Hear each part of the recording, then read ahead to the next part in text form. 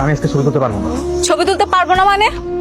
এটা কি ফাইজলামি শুরু করছো? Is it fun? হ্যাঁ, সবকিছু রেডি হয়ে গেছে, এখন তুমি বলতেছো ছবি তুলতে পারবে না? যদি আমার আপন ভাই হইতা তাহলে না করতে পারতা। এই কোম্পানি আমার একার কোম্পানি না, এটা তোমার নিজেরও কোম্পানি। কি এখন কেমন লাগছে?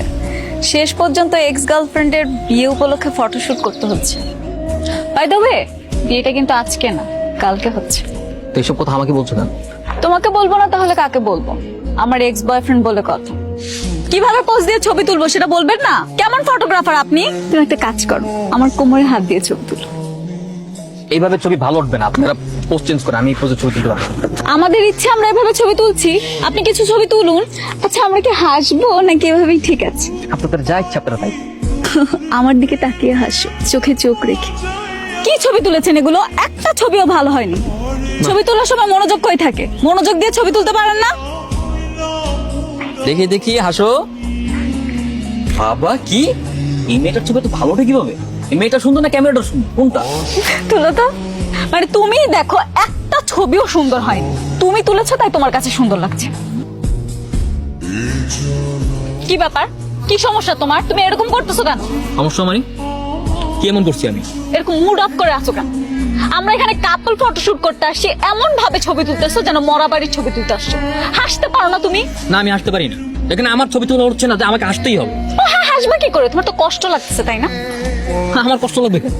আমার কোনো কষ্ট নাই, আমি এখানে আমার প্রফেশনাল কাজে আসছি, আমার কষ্ট লাগার কি আছে এখানে? এক্স গার্লফ্রেন্ডের বিয়ে ঠিক হয়ে গেছে, সে আরেকজনের সাথে ছবি তুলতেছে, তোমার তো কষ্ট লাগবে। এতই যখন কষ্ট লাগতেছে তাহলে ব্রেকআপ কেন করছি? মাইমা প্লিজ এখান থেকে যাও, শান্তি মতো নাস্তাটা করতে দাও। এই এই কি হচ্ছে সব? আপনারা পোস্ট চেঞ্জ করেন, আমি এই ধরনের অশ্লীল ছবি তুলতে পারবো না। আশ্চর্য, আমার বউয়ের সাথে আমি কিভাবে ছবি তুলবো সেটা কি আমি তোমাকে জিজ্ঞেস করবো? তুমি আমাকে এই কথা বলার কে? বউ মানে? আপনাদের কি এখনো বিয়ে হয়েছে যে এইভাবে ছবি তুলবেন? বিয়ের আগে এইভাবে ছবি তোলা যাবে না। আমাদের ইচ্ছে আমরা ছবি তুলবো, আপনার ছবি তোলার দায়িত্ব, আপনি ছবি তুলুন। আপনাদের তো এখনো বিয়ে হয়নি, এমনও তো হতে পারে যে বিয়েটা হচ্ছে না, তখন এই ধরনের ছবি তোলা দায়ভার নেবে কে? কি অলক্ষণে কথা বলে? মানে এই তুমি না ফটোগ্রাফার প্রফেশনাল, তুমি যে কাজটা করতে আসছো সেই কাজটা করো, উল্টাপাল্টা কোনো কথা বলো না, ঠিক আছে? ভাই আমি বললাম তো আমি এই ধরনের ছবি তুলতে পারবো না, প্লিজ। আপনাকেই ছবি তুলতে হবে, তাড়াতাড়ি আমাদের ছবি তুলুন। দরকার পড়লে আমাদের বাসর ঘরের ছবি আপনাকে দিয়ে তুলাম। আমি কাজ করি ঠিক আছে, তার মানে এই না আমাকে যা বলা হবে আমি তাই শুনি, তাই করো। আমি এই ধরনের ছবি তুলতে পারবো না, এই ধরনের ছবি তোলা আমার রুলস আর ইথিক্সের বাইরে। আচ্ছা বুঝলাম রুলস এন্ড এথিক্স এর বাইরে, কিন্তু তোমাকে এখন আমি যেটা বলতেছি তুমি সেটাই করবা, কারণ তুমি প্রফেশনে আসছো, ঠিক আছে? করো। ভাই আপনি যতই যাই বলেন না কেন, যতই ধমক দেন না কেন, আমি পারবো না, আমি বলছি না। আমরা তুলতে চাই, এগুলো আমরা স্মৃতি হিসেবে ধরে রাখবো। কি হয়েছে স্যার? ম্যাডাম মেহেদি, তুমি তর্ক করছো কেন? তর্ক মানে? আপনার ফটোগ্রাফার উল্টাপাল্টা কথা বলতেছে, সে ছবি তুলবে না। মেহেদি, আমি লক্ষ্য করছি সকাল থেকে তুমি উল্টাপাল্টা কাজ করছো, এখন আবার বলতেছো ছবি তুলতে যাচ্ছ না কেন? ভাই তারা যেভাবে ছবি তুলতে চাচ্ছে সেভাবে ছবি তোলা সম্ভব না, আমি সেভাবে কখনো ছবি তুলিনি আর তুলবো না। তুলনায় তুলবা, যে কাজ কোনোদিন করো নাই সেটা তুমি আগ্রহ নিয়ে করবা, সেখানে তুমি বলতেছো তুমি ছবি তুলতে পারবা না। ভাই দেখেন তাড়াতাড়ি করেন, হলুদ রাত্রের বেলা, বেলা ঘুরিয়ে যাচ্ছে, এখন সময় নাই ভাই। বোঝান আপনার ফটোগ্রাফারকে, এখানে শেষ করে আমাদের হলুদের প্রস্তুতি নিতে হবে।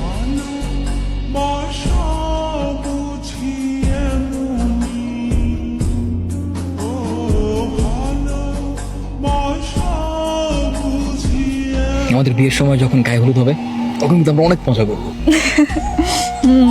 আমি হলুদ রঙের শাড়ি পরবো, সবাই আমাকে হলুদ মেখে দিবে, কত মজা হবে। ভাবতেই কেমন শান্তি লাগে। কিন্তু তুমি তো আমাকে দেখতে পারবে না। কেন কেন দেখতে পারবো না কেন?